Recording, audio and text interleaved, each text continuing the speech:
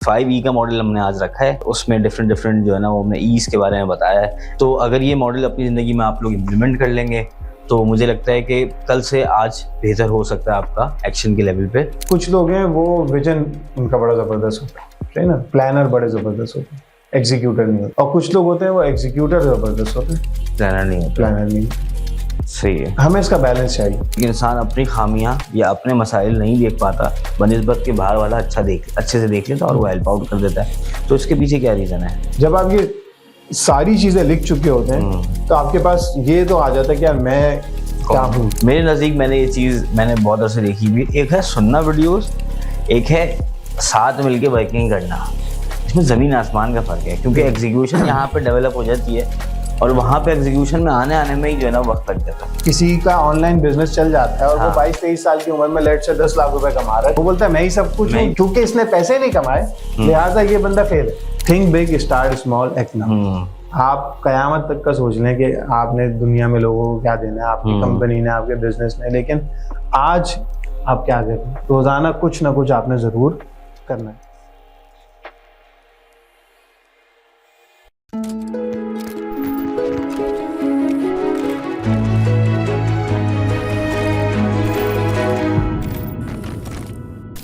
अच्छा जनाब, आज हमारे पास इस स्टूडियो में जो गेस्ट मौजूद हैं उनका जो ताल्लुक है वो business coaching and life coaching से उनका रिलेशनशिप है, और बिजनेस ओनर्स को हेल्प आउट करते हैं वो कि उनकी परफॉर्मेंस, प्रोडक्टिविटी को इंक्रीज कर सकें और उनके डिफरेंट प्रॉब्लम्स को सॉल्व करें उनके साथ मिलके, और उनकी जो है वो एक इम्पैक्टफुल लाइफ उनकी बना सके और बिजनेस को और बेहतर कर सके। तो मैं यहाँ पे खुशामदीद कहना चाहता हूँ। उमर भाई कैसे हैं आप? खैरियत से हैं? अल्हम्दुलिल्लाह। आप सुनाएं। जज़ाकल्लाह। उमर भाई पहले एक काम करते हैं और उसमें कोशिश मेरी यही होती है कि जो है ना वो गेस्ट के साथ जब जो भी हमें देख रहा है वो आपस में क्या कर लें, रिलेशनशिप बना लें थ्रू इंट्रोडक्शन। ठीक है, तो अपना इंट्रोडक्शन बताते हैं, उसके बाद फिर हम आगे चलते हैं। हाँ, मेरा नाम उमर मलिक अमान है और education MBA university of Karachi से मार्केटिंग में। और जिस शोबे से मेरा ताल्लुक है उससे मुझे मोहब्बत हो गई थी स्कूल लाइफ से।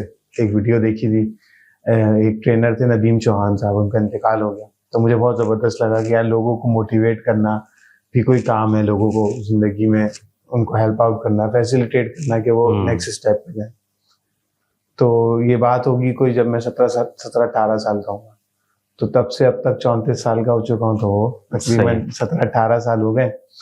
तो स्टूडेंट लाइफ में शुरू किया दोस्तों के साथ, फिर चलते चलते पढ़ाई भी चलती रही, चीज़ें चलती रही, और अल्हम्दुलिल्लाह 17-18 साल का एक सफ़र तय हो चुका है, जिसका मकसद ये है कि लोगों के साथ बैठना, डिस्कस करना है कि वो अपनी ज़िंदगी में क्या चाहते हैं, बड़े मकासद को ढूंढना और फिर उनके लिए फोकस करके अपनी मेहनतों को उस तरफ जो है ना डाइवर्ट करना। सही है।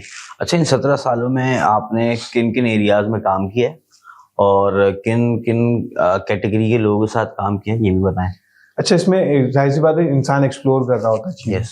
तो स्टार्टिंग में तो चूंकि वो एज इतनी कम थी, तो जाहिर सी बात है किसी सीनियर बंदे के पास तो जाने का जवाब नहीं बनता था। तो स्टार्टिंग विद स्टूडेंट्स, अपने क्लास फेलोज, अपने स्टूडेंट्स और अपने जूनियर्स को हेल्प आउट करना शुरू किया कि भाई, यानी जो पहला ट्रेनिंग प्रोडक्ट बना था वो बना था स्टडी स्किल्स पे। सही कि आपने जो है ना वो पढ़ाई में कैसे आगे जाना, उसको कैसे प्लान करना है, और मैं खुद भी ऐसे कर रहा होता था।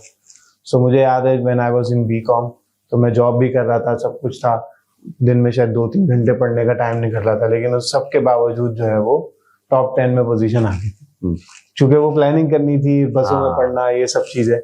तो जब मैंने वो कर लिया था, फिर मैंने वो दूसरों को सिखाना शुरू कर दिया। तो एक अर्से तक तो वो चलता रहा जब मैं लाइफ में था, लेकिन मेरा इंटरेस्ट बिजनेस वाली साइड पे था। फिर मैंने आहिस्ता आहिस्ता आम बिजनेसमैन को, जो इंडिविजुअल्स हैं, उनके साथ बैठना शुरू किया, उनके प्रॉब्लम्स को डिस्कस करना शुरू किया। सो जो अगर आप कहेंगे कि 2 बड़ी नीश जो मिली, एक थी स्टूडेंट लाइफ, स्टूडेंट्स को गोल सेट करवाना, एक था बिजनेस का गोल सेट करवाना, और इन जनरल लोगों की लाइफ में जो उनके प्लान्स हैं, जो विजन्स वो अचीव करना चाहते हैं, उसको इम्पैक्टफुल तरीके से किस तरीके से वो अचीव कर सकते हैं। तो ये 2 एरियाज हैं। यूजुअली लोगों के लाइफ कोचिंग में ये एरिया भी होता है कि लोगों के जो साइकोलॉजिकल इश्यूज होते हैं या और दीगर मसाइल होते हैं, तो उस तरफ मेरा बहुत ज़्यादा एक्सपीरियंस नहीं है, ना मेरी वो डोमेन।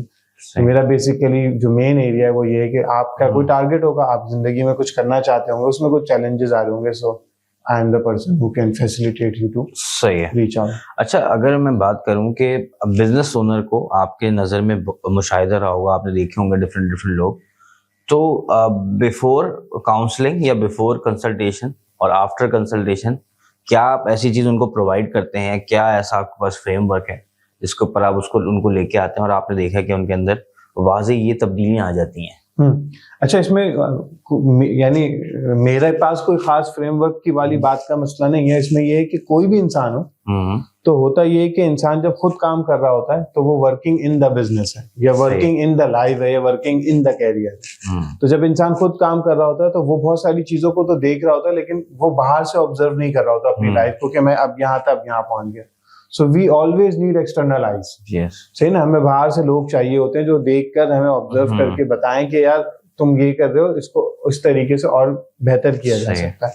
इसमें केस स्टडी है, हार्वर्ड के एक सर्जन है इंडियन, अतुल गवंडी। तो उसकी खासियत ये है कि वो है तो मेडिकल सर्जन, लेकिन जो है ना वो करता ये है कि जो है ना डिफरेंट डिसिप्लिन ऑफ स्टडीज को पढ़ता है, डिफरेंट डिसिप्लिन से, और जो है ना वो उसे अपनी फील्ड में इम्प्लीमेंट करने की कोशिश करता है। तो उसने एक दफा सोचा कि हम जितने भी प्रोफेशनल्स हों, हम ट्रेनिंग्स ले रहे होते हैं, लेकिन हम बहुत पीक पे नहीं जा पाते, जबकि हमारे बरक्स जो स्पोर्ट्समैन होते हैं वो बहुत पीक पे चले जाते हैं। सही। तो वो सोच रहा है क्या रीजन हो सकता है, जबकि उनके पास बहुत से स्पोर्ट्समैन के पास जो है ना वो भी नहीं होती, फॉर्मल क्वालिफिकेशंस भी नहीं होती। तो उसे महसूस हुआ कि दे ऑल हैव कोचेस जो उनकी स्पेसिफिक परफॉर्मेंस को ऑब्जर्व करके उन्हें गाइड कर रहे होते हैं। अब इसने क्या किया, अपने एक रिटायर्ड प्रोफेसर को हायर कर लिया एज अ कोच। अब ये सर्जरी कर रहा है और कोच जो इनके प्रोफेसर है वो बैठ के ऑब्जर्व कर रहे हैं 2 घंटे। अब वो बंदा प्रोफेशनल कोच नहीं है, वो सीनियर प्रोफेसर है, लेकिन एक्सटर्नल आइज। अब वो ऑब्जर्व कर रहा है, लिख रहा है, ये कह रहा है वो नोट्स भर लेता था और मेरी हर सर्जरी के बाद वो मुझे लेके बैठता था और 1.5-2 घंटे मुझे बताता था कि तुमने ये गलत किया, ये ठीक किया। कह रहा शुरू में मुझे बुरा लगता, लेकिन जब मैंने पॉजिटिवली उसकी बात को लेना शुरू किया तो मेरी परफॉर्मेंस जो थी वो यहाँ से चली गई। ठीक है ना।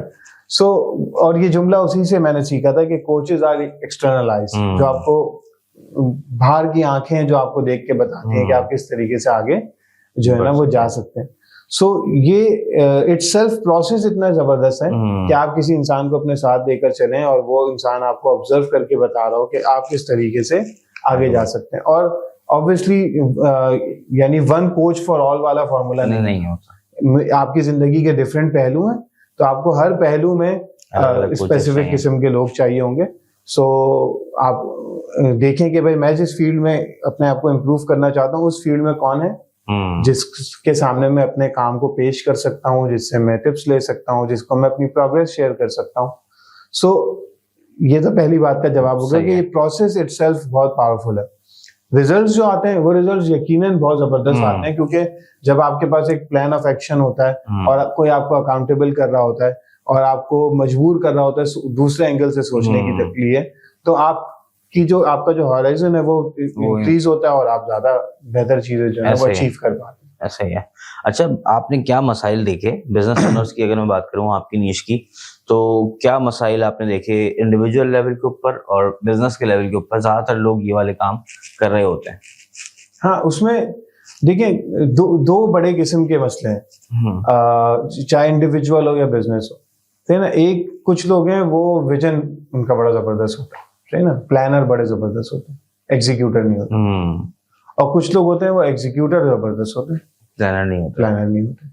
सही है। हमें इसका बैलेंस चाहिए।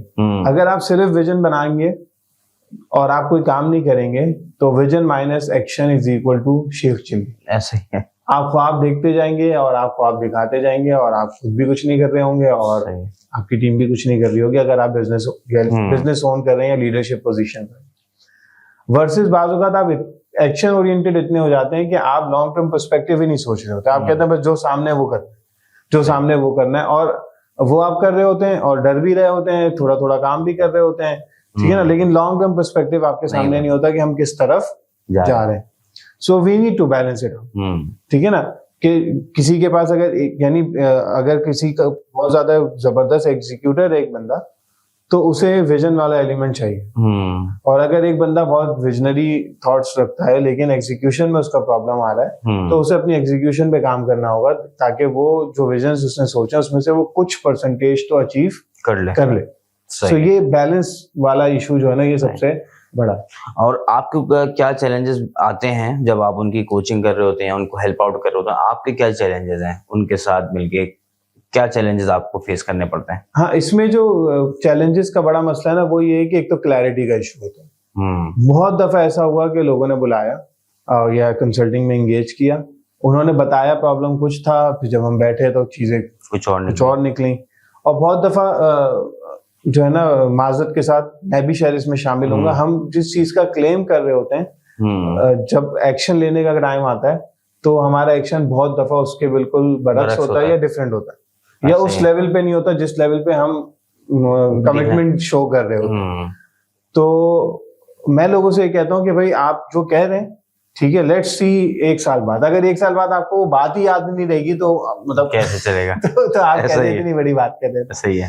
और होता है एक दफा, मोस्ट ऑफ द टाइम ऐसा होता है कि लोग सोचते हैं, लोग बोलते हैं, लेकिन क्या होता है कि जब आप उन्हें काउंटर चेक करें, इंटेलेक्चुअल एक्सरसाइज करें या थोड़ी सी मुश्किल आती है तो वो डगमगाते हैं।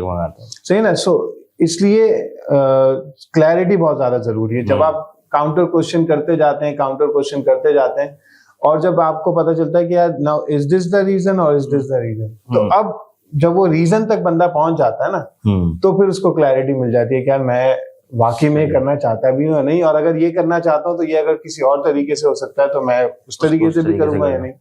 सो ये एक बड़ी जो है ना मुश्किल एक्सरसाइज होती है। अच्छा, मुझे भी ये सवाल दिमाग में आ रहा था कि आपने शुरुआत में ये बात कही कि एक्सटर्नल आपको कोच की नीड होती है और आप इंडिविजुअली तौर पे अपने आप को नहीं देख पाते हैं, तो इसके पीछे आपको लगता है कोई रीजन है कि एक इंसान अपनी खामियां या अपने मसाइल नहीं देख पाता, बनिस्बत के बाहर वाला अच्छे से देख लेता और वो हेल्प आउट कर देता है? तो इसके पीछे क्या रीजन है? देखिए, ये तो अगर हम इंसान से ताल्लुक देखें तो जो एक लफ्ज है मुरब्बी का, अगर हम इस्लामिक उसमें भी देखेंगे कॉन्टेक्स्ट में, तो शुरू से है कि आपका कोई उस्ताद हो, किसी के सामने आप अपनी चीजों को रख रहे हो, चीजों को डिस्कस कर रहे हो, तो उससे फायदा ये होता है कि क्योंकि आप अपने आप को ऑब्जर्व नहीं कर पा रहे होते बहुत ज्यादा, सही ना, और आपको किसी के एक्सपीरियंस से बेनिफिट भी चाहिए होता है। ऐसे ही है। सो इसलिए वो लोग जो जबरदस्त आपको काम करते हुए नजर आ रहे होते हैं, उन सब के पीछे कोई ना कोई मेंटोर होते हैं। ठीक है ना? एक होता है, एक से ज्यादा होते हैं, या वो उनको बॉस ऐसा मिला होता है, ठीक है ना, या उनको इन्वायरमेंट ऐसा मिला होता है, बास को पेरेंट्स ऐसे मिले होते हैं। तो सबकी लाइफ में लोगों के जो है ना वो होते हैं। अब मामला ये है कि आप जितनी जल्दी इस बात को समझ लेंगे और आप टीचर्स या मेंटोर्स को फॉलो करना शुरू कर देंगे, ठीक है ना, तो काम आसान हो जाएगा। अच्छा, अब अगर आप ये नहीं करेंगे और आप बोलेंगे मुझे ही सब कुछ आता है, तो अब आप रिस्क पर हैं कि कभी आप सही कर लेंगे और कभी आप जो है ना वो मिस्टेक और आप वही इम्प्लीमेंट करते रहेंगे जो कि आपको पता है। जैसे वो मिसाल है ना कुएं का मेंढक, तो आप बस उसी में रहेंगे और आप उसी में चल रहे होंगे। जबकि जब आप किसी नए बंदे से मिलेंगे या नए उस्ताद से मिलेंगे तो आपको बिल्कुल एक डिफरेंट एंगल जो है ना उसी सिचुएशन के या उसी प्रॉब्लम के बारे में जो है ना वो दे रहा होगा और उससे आपको नई चीज समझ में आएगी। सही है। तो जब आप किसी भी बिजनेस ओनर से मिलते हैं या उनके प्रॉब्लम्स को सॉल्व आउट कर रहे होते हैं, इनिशियल लेवल के ऊपर आप क्या चेक कर रहे होते हैं और फिर क्या आपका पैटर्न है, किस तरह उनको आप जो है ना वो उनको क्लियर आउट कर रहे होते हैं, समझा रहे होते हैं और उनको लेके चल रहे होते हैं? देखिए, इतने सालों से काम करने के बाद ना अल्हम्दुलिल्लाह एक जबरदस्त पैटर्न बन गया है। वो है 5 E's। सही है। तो पहला है एक्सप्लोर, सही ना, जो भी प्रॉब्लम है हम पहले उसको एक्सप्लोर करेंगे, या कोई एम्बिशन है तो हम उसको एक्सप्लोर करेंगे, ठीक है ना, या कुछ भी नहीं है, आप ऐसे ही सोच रहे हैं कुछ करना है लेकिन अभी मुझे क्लैरिटी नहीं है मैंने क्या करना है, तो भी हम एक्सप्लोर करेंगे। सही है। अच्छा, एक्सप्लोरेशन से ये होता है कि आपको पता चलता है कि यार जो काम आप करना चाहते हैं उस काम में डिफरेंट किस्म के लोग क्या कर रहे हैं। अगर आपने एक्सप्लोरेशन नहीं की और आप डायरेक्टली कोई विजन बना रहे हैं तो बहुत चांसेस है कि वो विजन बहुत ज्यादा पावरफुल नहीं होगा, क्योंकि आपके पास प्रीवियस डाटा ही नहीं है कि माजी में कितने लोगों ने उस पर क्या काम किया है। So number 2 stage is in vision. अब इन विजन के बाद वही बात है कि अगर आप खामोश होकर बैठ गए तो शेख चिल्ली बन गए। Then you need to execute कि ये अगर मेरा लॉन्ग टर्म विजन है तो इसको अचीव करने के लिए शॉर्ट टर्म में मुझको क्या करना पड़ेगा। Then what I see, what should I be, सही ना, व्हाट शुड आई डू, ये तीन चीजों की आपको क्लैरिटी चाहिए। मुझे क्या, मैं क्या देखना चाहता हूँ दुनिया में, उसके लिए मुझे कैसा होना होगा और उसके लिए मुझको क्या करना होगा। सही है, ठीक है ना। तो क्या करना होगा इज एग्जीक्यूशन। ठीक है ना। अगर मैं वो नहीं हूं तो मुझको अपने आप को वैसा बनाना है। अब नंबर 3 स्टेज चल रही होती है जब आप एग्जीक्यूट कर रहे होते हैं। अब आप वर्किंग इन द बिजनेस आ गए, वर्किंग इन द प्रोसेस आ गए। अब जाहिर सी बात है जब आप काम कर रहे होंगे तो आपको अब चाहिए एक और बंदा जो ऑब्जर्व करे। वो होती है 4th स्टेज, इवेल्युएशन। आप खुद भी कर सकते हैं लेकिन आप किसी और से भी पूछेंगे यार आप इवेल्युएट तो कर लें कि हम ने जो सोचा था हम उसके मुताबिक कैसे चल रहे हैं, उसको कैसे इम्प्रूव किया जा सकता है। जब आप ये 4th स्टेज पे काम कर लेते हैं इवेल्युएशन, तो आपके पास करेक्टिव एक्शंस के लिए प्रॉब्लम मसाइल आ जाते हैं, गैप्स आ जाते हैं और आप उस पर करेक्टिव एक्शंस ले रहे हैं। एंड देन फाइनल स्टेज आती है इनहेंस के, अब आप उसको और ग्रो कर सकते हैं और मजीद इम्प्रूव कर सकते हैं। अब इसमें मिसाल दे देते हैं कि एक दफा ऐसा हुआ कि एक साहब जो है ना वो क्या नाम है, टीचर, और जबरदस्त किस्म की उनकी टीचिंग की प्रोग्रेस है सब कुछ। तो क्या हुआ कि जो है ना उनको ना दीन सीखने का शौक हुआ। फर्स्ट उनका एक्सपोजर था दीन से ना, तो 1-2 दिन उन्होंने किसी के साथ गुजारे, बड़े मुतासिर हुए। तो उन्होंने सोचा कि मैं जो है ना वो एक जबरदस्त कॉलेज बनाऊंगा which will be Islamic college. तो मैंने बोला बहुत अच्छी सोच है आपकी। तो उन्होंने कहा उसके लिए मुझे फंड रेज करवाएं आप। तो मैंने बोला व्हाट इज द प्लान, क्या है ऐसे ही है। या मैंने कहा कि आप पहले एक्सप्लोर तो करें ना, कि यानी आपको अभी दीन की तरफ आपका रुझान हुआ है 2-3 दिन पहले और आपके दिल में ख्वाहिश आई है, बहुत अच्छी बात है। लेकिन लोग इस पे सदियां लगा चुके हैं, या कम से कम पाकिस्तान में देखें या हमारे कॉन्टेक्स्ट में देखें तो दिहाइयां या डिकेड्स लगा चुके हैं। 30-30, 35-35 साल लोगों का काम है इस्लामिक कॉलेजेस पे या इस्लामिक स्कूल्स पे। तो आप पहले उनका काम देख तो लें, एटलीस्ट देख लें कि उन्होंने क्या किया और आप उसके बाद से शुरू करें। ऐसे ही है। बट वो इस पे बहुत रोबस्ट है कि नहीं मुझे जरूरत ही नहीं है, मैं तो चैंपियन हूँ। तो आप चैंपियन तो हैं लेकिन आप उस एंगल में चैंपियन होंगे बिल्कुल, लेकिन आपको इस एंगल का नहीं पता। और जो इतने अरसे से काम कर रहे हैं वो बेवकूफ तो नहीं है। और अगर देख भी लेंगे तो उससे यही होगा ना कि और बेहतर और इम्प्रूवमेंट हो सकती है। सो ये एक पहला जो स्टेज होता है ना, चाहे वो बच्चा हो, चाहे कोई आपको बिजनेस में प्रॉब्लम आ रहा हो, सही ना, या चाहे आपको जो है ना वो कोई नया एम्बिशन फॉलो करना हो या परसू करना हो, तो आपको सबसे पहले एक्सप्लोर करना होता है क्या दुनिया में लोग क्या कर रहे हैं इस एरिया में। जब आपको एक्सप्लोरेशन से अंदाजा हो जाता है, अच्छा अब आपको देखना क्या, अगर तो जो काम आप करना चाहते हैं वो आपसे बेहतर कोई और कर रहा है तो उसे करने दें, ऐसे ही आप उसे ज्वाइन कर लें। या आपको लगता, आपने जब पूरी ऑब्जर्वेशन की और आपको लगा कि यार ये काम कोई भी नहीं कर रहा जिस अंदाज से मैं करना चाहता हूँ, तो ठीक है, अब आपके पास एग्जैक्टली होगा कि यार ये वो एरिया है जिस पे कोई काम नहीं कर रहा और मैं इस पे काम कर सकता। सो एक्सप्लोरेशन इज वेरी नेसेसरी और कोई मुश्किल काम नहीं होता। हर बंदा अपनी फील्ड के अच्छा एक्सप्लोरेशन के लिए कोई भी आइडिया या कोई भी तरीके से, अगर क्योंकि मैं चाह रहा हूँ कि जी के मॉडल पे ही जो है ना हम वर्किंग कर लें ना, तो एक्सप्लोरेशन की अगर मैं बात करूँ तो उसके अंदर क्या ऐसे क्वेश्चंस हैं जो इंसान अपने आप से भी पूछ सकता है थ्रू एक्सप्लोरेशन ना, कि यार अगर कोई भी उसके दिमाग में आइडिया आया है या कोई भी उसके दिमाग में कोई भी चीज डेवलप हुई है तो उसको कैसे एक्सप्लोरेशन के लेवल के ऊपर वो बेहतर बनाए। जैसे कंपनीज में किए जा रहे होते हैं ना एनालिसिस, आपको वही करना है अपने लिए। लेट्स से स्वॉट एनालिसिस होता है, आपने अपनी स्ट्रेंथ्स लिखनी है, अपनी वीकनेसेस लिखनी है, आपके सामने क्या अपॉर्चुनिटीज है, आपके सामने क्या थ्रेट्स है, एक एक्सरसाइज होती है। सही है, ठीक है ना। फिर इसी तरीके से आपने अपने टैलेंट्स लिखने हैं, अपनी हॉबीज लिखनी है, ठीक है ना, स्किल सेट आपके पास क्या है। जब आप ये सारी चीजें लिख चुके होते हैं तो आपके पास ये तो आ जाता है कि यार मैं क्या हूँ, मैं कितनी चीजों को जानता हूँ। इसके और भी ऑनलाइन टेस्ट भी होते हैं, बहुत सारी चीजें। तो एक्सप्लोरेशन में आप बहुत कुछ कर सकते हैं जिसमें आपको अपने बारे में अंदाजा हो। और ये मैं कहता हूँ सिर्फ खुद ना करें, अपने इर्द गिर्द लोगों से भी पूछें, फैमिली से पूछें, अपने कुलीग से पूछें, फीडबैक लें, तो आपको पता चलेगा बहुत दफा आपकी ऐसी स्ट्रेंथ्स होती हैं जो आपने खुद ऑब्जर्व नहीं की। ब्लाइंड एरिया होता है आपका, आपको नहीं पता होता कि मैं ऐसा हूं, लेकिन सामने वाला बताता है अच्छाइयां भी बुराइयां।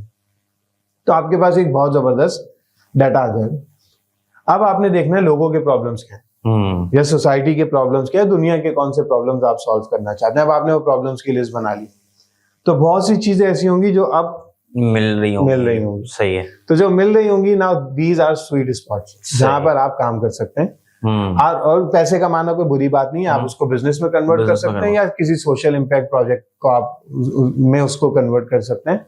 तो ये इनिशियल स्टेज। अच्छा, जब आप ये दोनों चीजें कर लेंगे और आपके सामने एक प्रॉब्लम या एक प्रोजेक्ट आना शुरू हो जाएगा कि यार इस पे मुझको काम करना है, अब आप वो थर्ड वाली एक्सप्लोरेशन करेंगे कि यार इस पे और कितने लोगों ने काम किया। सही है, सही ना।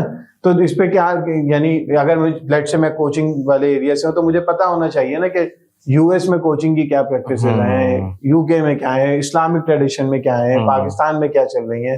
सही ना।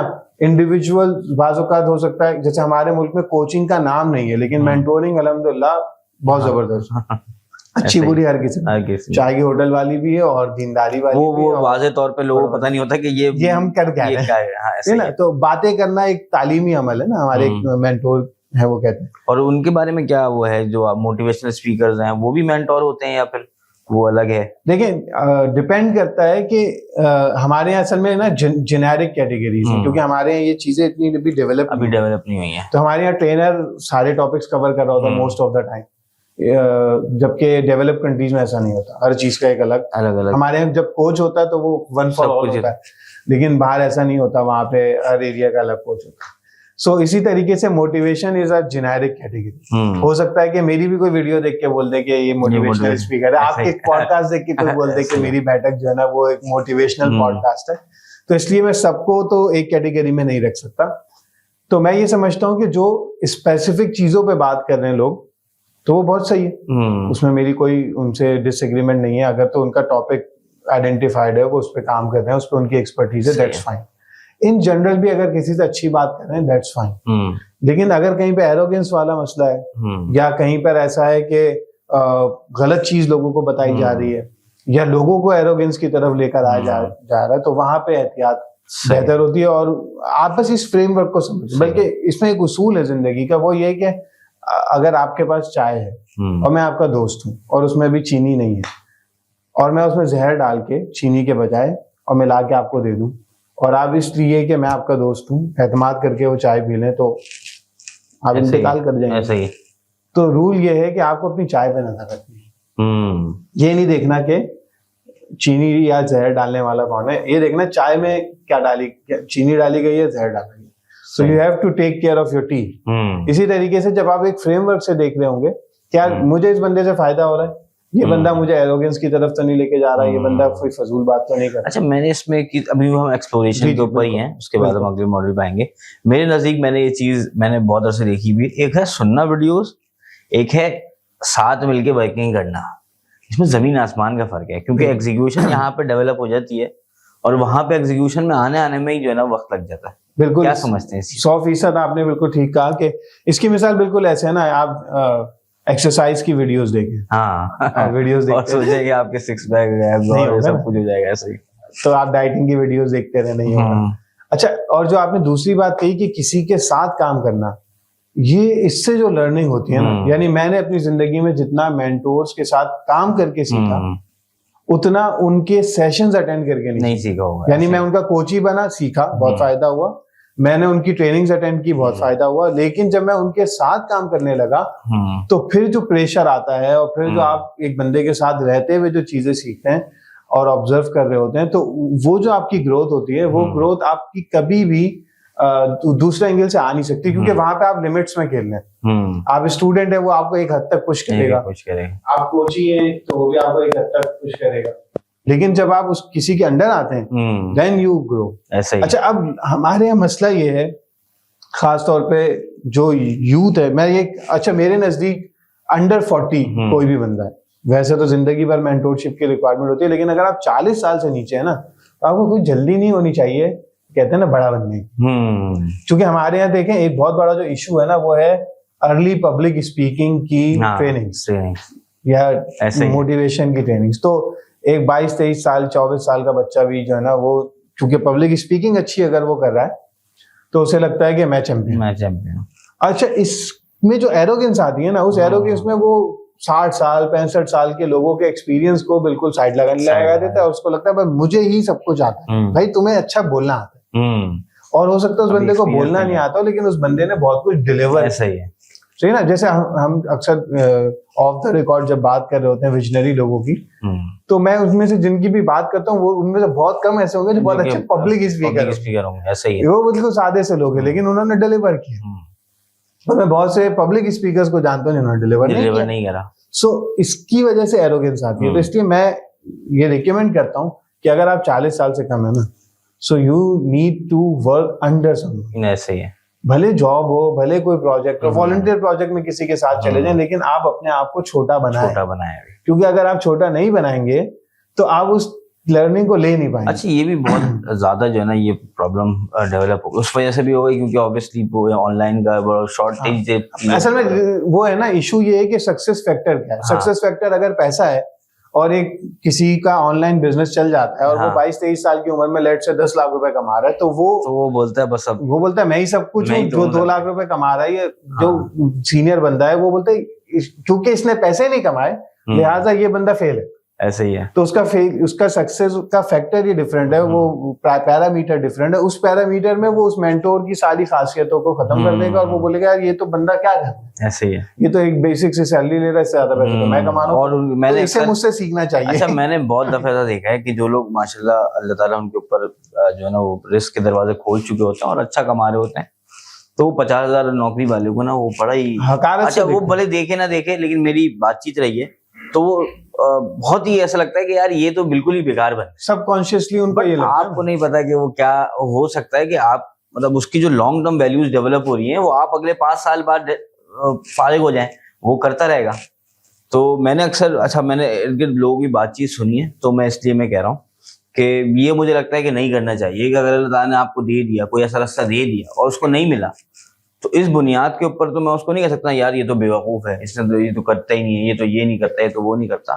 तो ये एक और मतलब आप इर्द गिर्द भी देख रहे होंगे, ऑनलाइन भी देख रहे होंगे आप लोग वीडियोस भी, कि जहाँ पे हर चीज मतलब मुझे लगता है कि हर वीडियो के अंदर ये कहना कि नहीं यार उसको ये करना चाहिए, आप ये कर लो यार, मतलब थोड़ा सब्र करके चलता रहेगा, कोई मसला नहीं है। अच्छा, इसमें एक और सवाल बस मैं एक्सप्लोरेशन में पूछना चाहूंगा जो कि ज्यादातर आता है, वो ये है कि एक थ्योरी है जिसमें हम कहते हैं कि भाई पैशन को अपना प्रोफेशन बना लें, सही है ना?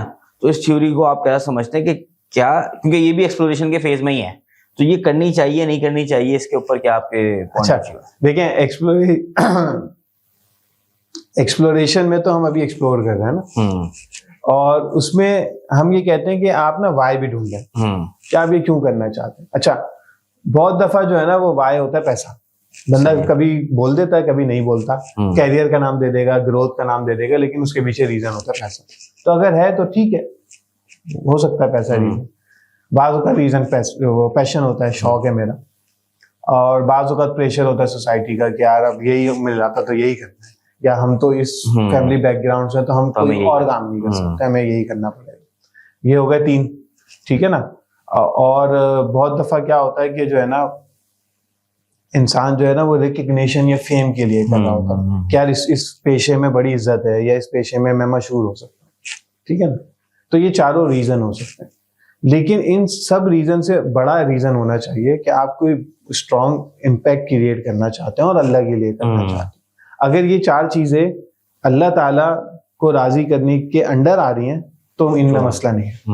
लेकिन अगर आप इन 4 चीजों को बढ़ा देंगे इससे कि अल्लाह की रजा नीचे आ जाए और ये ऊपर चला जाए, अब मसला है।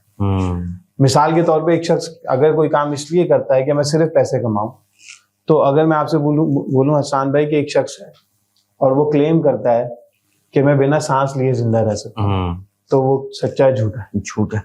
और अगर एक शख्स ये कहे कि मेरी जिंदगी का मकसद है सांस लेना, तो आप बोलेंगे बेवकूफ इंसान है यार, सांस लेना तो जरूरत है, ये तो मतलब खुद ब खुद ही ऑटोमेटेड। तो पैसा कमाना इंसान की या किसी बिजनेस की जरूरत हो सकती है, मकसद नहीं हो सकता। मकसद उससे बड़ा होता है। इसी तरीके से जो पैशन है ना, वो तो अगर तो वो अल्लाह के ताबे है तो ठीक है, आप उस पैशन को फॉलो कर लें, लेकिन अगर वो अल्लाह के ताबे नहीं है तो एक्चुअली तो पैशन आपका नफ्स है ना। अब आपका नफ्स आपको किसी ऐसी चीज की तरफ लेके जा रहा है कि जो अल्लाह को नाराज कर रही है, जो माशरे में नुकसान कर सकती है, तो आप कह रहे नहीं, ये चूंकि मेरा पैशन है तो मैं तो करूँगा। तो आपका पैशन तो यार किसी की जान भी ले सकता है। ठीक ऐसा है ही ना? है। बल्कि मैं अच्छा, आपको इसमें इसलिए मैं कह रहा हूँ क्योंकि अक्सर जो है ना वो वीडियोस भी इसी पे हमने को देखने को मिलती हैं कि भाई तुम अपना पैशन फाइंड आउट करो। पर्पस स्ट्रांग है। हाँ। अच्छा, पैशन यानी ये आइडियल सिचुएशन क्या है कि पर्पस से अलाइन पैशन हो जाए, फाइन।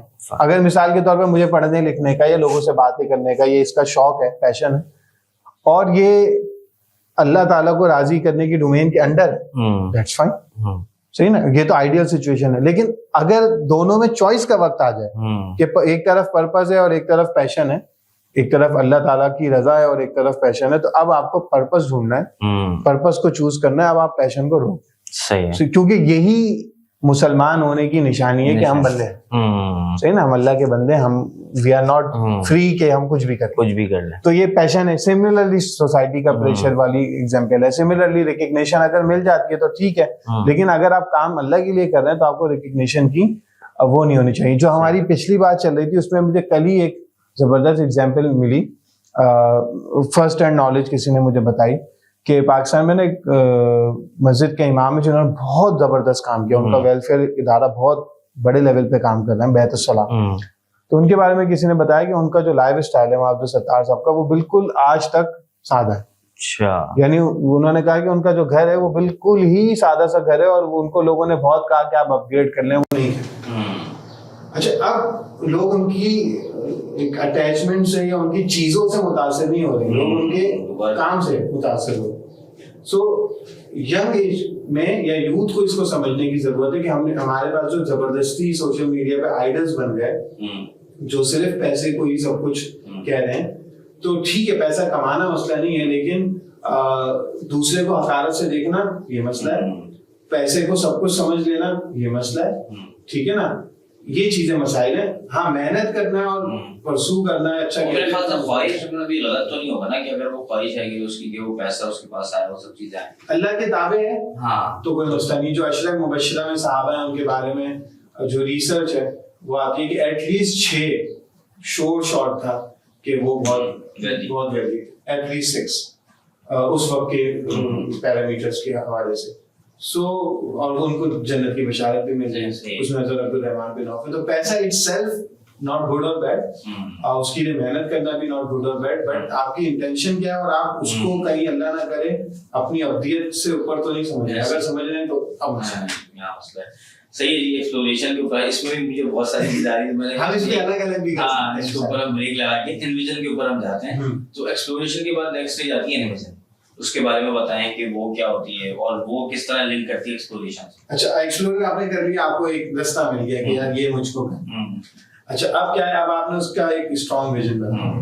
अच्छा, अब विजन की इंपॉर्टेंस क्या है कि जिंदगी गुजारने के 2 रास्ते, प्रेडिक्शन और विजन। प्रेडिक्शन क्या है, हालात देखते हुए आपने तय किया कि यार मुस्तकबिल ऐसा होगा, और विजन क्या है कि आपने कहा कि यार हालात जैसे भी हैं मैं ये सोचता हूँ सही ऐसा होना चाहिए, ठीक है ना? वो परवीन शाकिर साहिबा का शेर है, मैं उसकी जात पे ऐसे यकीन रखती हूँ जैसे पाँव के नीचे जमीन लगती है, हकीकतों की बदसूरती अपनी जगह लेकिन मैं ख्वाब बहुत दिलनशीन रखती हूँ।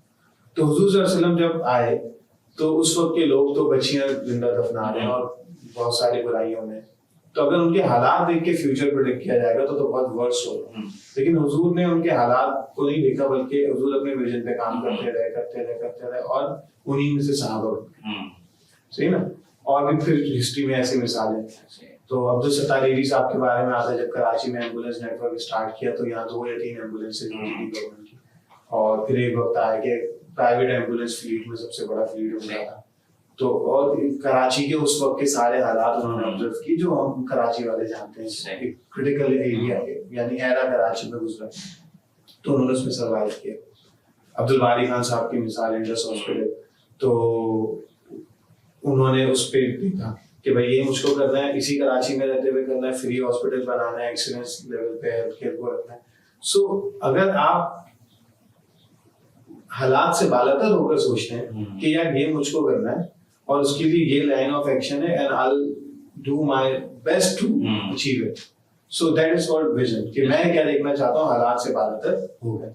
अब चूंकि आप वहां पे एक एरिया तो डिफाइन करके आ चुके हैं, एक्सप्लोर करके यार ये एरिया जहाँ पे मैं कुछ कर सकता हूँ, अब हम ये कहते हैं कि आप उसको राइट डाउन कर लें, एक प्रॉपर विजन बना लें कि यार ये मैंने इस तरीके से करना है, या ये मैंने अचीव करना है, उसके लिए मेरे जहन में ये लाइन ऑफ एक्शन अब होगा क्या। लाइन ऑफ एक्शन को जब आप फॉलो करना शुरू करेंगे, 3 बातें, या तो आप उससे ज्यादा उन्हीं नंबर से ज्यादा अचीव कर रहे हो, या लेट से आप थोड़ा सा कम अचीव करेंगे, आप उसको और इम्प्रूव करेंगे, या हो सकता है इस प्रोसेस में अल्लाह ताला आपको नई चीजें बोल दे। इसकी मिसाल है कि ना मुझे किसी ने ये बात सीरियस से समझाई। उन्होंने कहा देखें बहुत दफा आपका शॉर्ट टर्म प्लान कुछ और होता है, लेकिन लॉन्ग टर्म में आप अलाइंड होते हैं ना कि ये कुछ को अल्टीमेट करना है, तो वो आप जब उस प्लान पे अमल करते हैं और उससे रिजल्ट नहीं मिलते तो आप रुकते नहीं हैं, you change the strategy, you change the plan.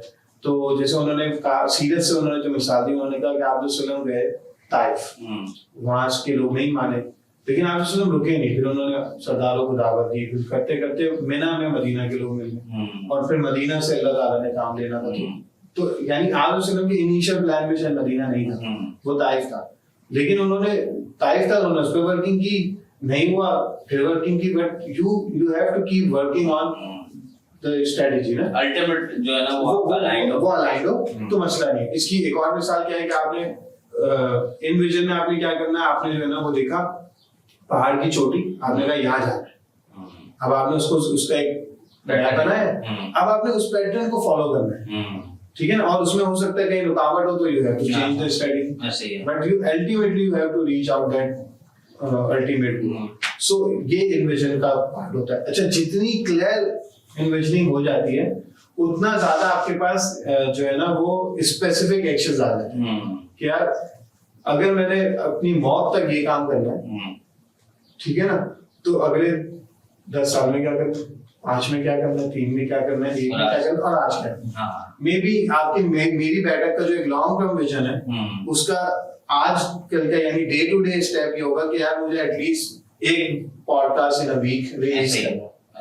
सो अब आप काम कर रहे होंगे ना, अब इन पॉडकास्ट बनाने में, रिलीज करने में नई नई चीजें एक्सप्लोर हो रही होंगी, थीम चेंज हो रही होगी, चीजें चेंज हो रही होगी, but you are stick to your long term goal, that's perfectly fine, ठीक है ना। That is called visioning. कि अगर ये स्केच आउट हो जाता है तो आपके पास रोजाना में एक्शन आ जाता है, वरना क्या होता है वो ख्वाब रहता है, और बंदा सिर्फ सोचता है, बंदा सिर्फ सोच रहा होता है। तो विजनिंग का जो प्रोसेस है या इनविजनिंग का जो प्रोसेस है वो क्या है कि अब जो आपने एरिया डिफाइन कर लिया आप उसको और क्लियर करें और पावरफुल करें, ठीक है ना, और फिर उसको स्केच करते हुए डे टू डे तक, ईयरली और फिर वीकली और डे टू डे तक आ जाए कि यार आज मुझको ये स्टेप लेना है तो मुझको इस पे जाए। मिसाल के तौर पे हमारा एक विजन है कि लेट्स से हमारी कंपनी अगले 50 साल में 1 मिलियन लोगों तक एक बात पहुंचाना चाहती है कि आप एक इम्पैक्टफुल लाइफ गुजार, पर्पस ड्रिवन लाइफ गुजार।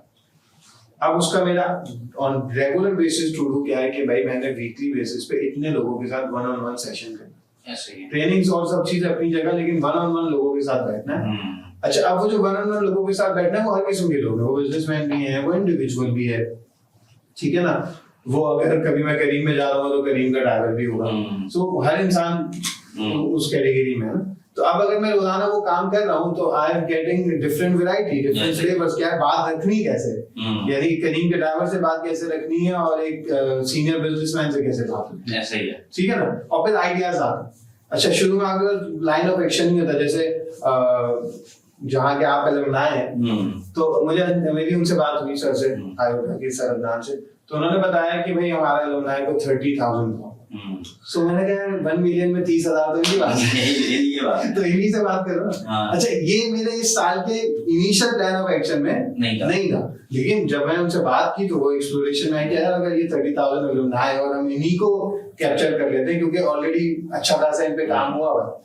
सो बताने की बात ये थी कि एक्शन चेंज होता रहेगा, लेकिन वो होगा भी कब, जब आप एक्शन लेंगे तो पता चलेगा ना क्या वर्क कर रहा है क्या नहीं। सो इनविजन वाला पार्ट इसलिए बहुत ज्यादा इंपॉर्टेंट है कि यार अब जो सोच लिया उसको ज्यादा लाइन ऑफ एक्शन तो लेके आए।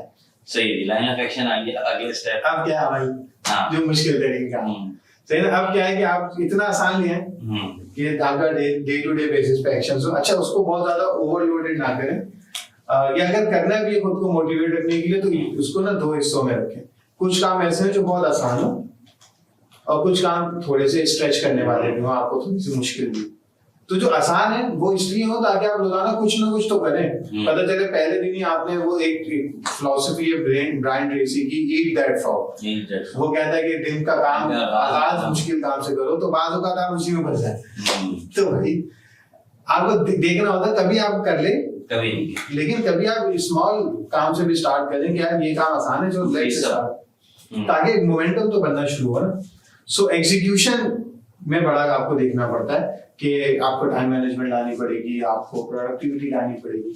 तो एग्जीक्यूशन का जो एक फ्रेमवर्क हमारा बना वो ये है कि इसकी जो बेस है वो पर्पस है कि आप एक काम क्यों करना चाहते हैं, सही ना। वो अलाइंड हो आपके दुनिया में आने के मकसद से कि मैं अल्लाह को राजी करना चाहता हूँ, मैं अल्लाह का बंदा हूँ, अल्लाह का गुलाम। उससे अलाइंड होगा तो आपको उस काम करते हुए सुकून होगा कि यार जब मैं मर के अल्लाह के पास जाऊंगा तो मैं अमाल नामा दिखा सकता हूँ कि मैं ये काम मैंने इसलिए करने की नियत रखी। तो पर्पस स्ट्रांग हो, ठीक है। अच्छा, पर्पस की इंपॉर्टेंस है। असल में अगर एक 2 फीट का तख्ता हो, 2 फीट चौड़ा और 10 फीट लंबा, और वो जमीन पे रखा हो और किसी से कहा जाए इसके ऊपर चले, चलिए 10,000 रुपए मिलेंगे, चलिए। वही तख्ता 2 20 मंजिला इमारतों के दरमियान रख दिया, नहीं चलेगा, क्योंकि उसे पता है गिरूंगा तो मर जाऊंगा, बचूंगा भी तो बहुत मुश्किल है। लेकिन अगर सामने वाली बिल्डिंग में आग लगी और उसमें आपका बच्चा लगा, अब चलिए, तो अब हुआ क्या, पर्पस चेंज हो गया। 10,000 रुपए के लिए नहीं जाऊंगा लेकिन बच्चे की जान बचाने के लिए जाऊंगा। तो अक्सर जो लोग प्रोडक्टिविटी में फंसते हैं ना, तो सवाल ही पैदा होता है काम करना है। अगर पर्पस स्ट्रांग है, यू मेक श्योर। मिसाल, एक दफा एक साहब ने मुझसे कहा कि यार हम लोगों का ना बिजनेस का वो है, बिजनेस है और हमारा ट्रेडिशन ऐसा है कि हम लोगों को रात को देर हो जाती है सोने में, सुबह मुश्किल होती है फजर। तो मैंने कहा कि अगर सुबह आपकी फ्लाइट हो तो फिर आप 3 बजे भी सोएंगे या लेटेंगे तो आप 5 बजे की फ्लाइट है तो you make sure, international flight है तो यू मेक श्योर कि मैं जाऊँ। तो उन्होंने बोला हाँ ऐसा, तो कहने लगे लेकिन ऐसा तो कभी कभी होता है। तब मैंने कहा और सोचें कभी कभी होता है, फिर कहने लगे नहीं यार हम चाइना जाते हैं तो वहाँ तो हमें 20 दिन की रूटीन होती है, 20-25 दिन की, लेकिन हम तकरीबन रोज ऐसी टफ रूटीन होती है, रात को देर से सोना, सुबह जल्दी उठना, लेकिन वी मेक श्योर। तो मैंने कहा क्यों? क्योंकि सुबह आपके पास एक स्ट्रॉन्ग पर्पस होता है, क्या मैंने वहां जाना है, ऐसे है ना, मेरे पैसे लगे हुए हैं, मेरे बिजनेस डील है मुझे, तो आपका फजर का उतना स्ट्रॉन्ग पर्पस नहीं है। अगर वो पर्पस पहले तो पर्पस क्लियर कर ले तो फिर रात को 1 बजे भी सोएंगे ना तो क्योंकि पर्पस स्ट्रॉन्ग। अगर पर्पस वीक है, अच्छा जल्दी सोना फिर बाद में आता है, पर्पस स्ट्रॉन्ग है तो फिर आप जल्दी सोने की तरतीब बनाएंगे, और नहीं भी बनेगी तो आप बोलेंगे देर से सो या जल्दी सो, नमाज नहीं छोड़नी ना।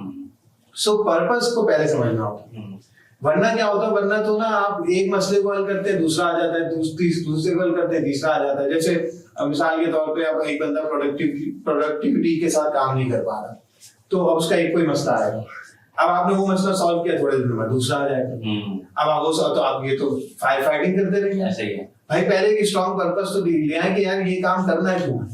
अगर स्ट्रॉन्ग पर्पस होगा ना तो वो उन मसलों को कहेगा यार ये खैर है, बोले तो इन मसलों के साथ ही में वो बीमार लोग भी बड़े बड़े काम कर जाते हैं, क्योंकि वो बीमारी तो होती है लेकिन चूंकि पर्पस स्ट्रॉन्ग होता है तो वो पर्पस पे चले जाते हैं और वो बीमारी पैसे हो जाती है, वो खत्म नहीं करती। तो पहला एग्जीक्यूशन में जो रूल है वो क्या है कि वही एक्सप्लोर और इन्विजन से जो आपने काम निकाला है, इन्विजन में ही आप पर्पस देखते हैं और उस पर्पस से खुद को पक्का टाई करते हैं, अलाइन करते हैं और बार बार सवाल करें क्या मैं वाकई इसलिए कर रहा हूँ, क्या मैं वाकई इसलिए कर रहा हूँ। बल्कि मेरा जो रूल है, और अब आपने भी वो कर लिया कि जब हमने एक्सेलरेट का प्रोग्राम बनाया होता है कि एक्सेल भी करना है और एक्सेलरेट स्पीड भी लगानी है, 1 ईयर जो हमारा प्लान होता है उसमें मैं आपके पास भी ऐसे या मैंने भी ऐसे रखा हुआ है कि on a first page purpose लिखा ऐसे ये काम हमने इसलिए करना है। अब रोजाना वो पहले पढ़ना ताकि आप बिल्कुल फोकस हो जाएंगे यार मैं ये काम इसलिए कर रहा हूँ।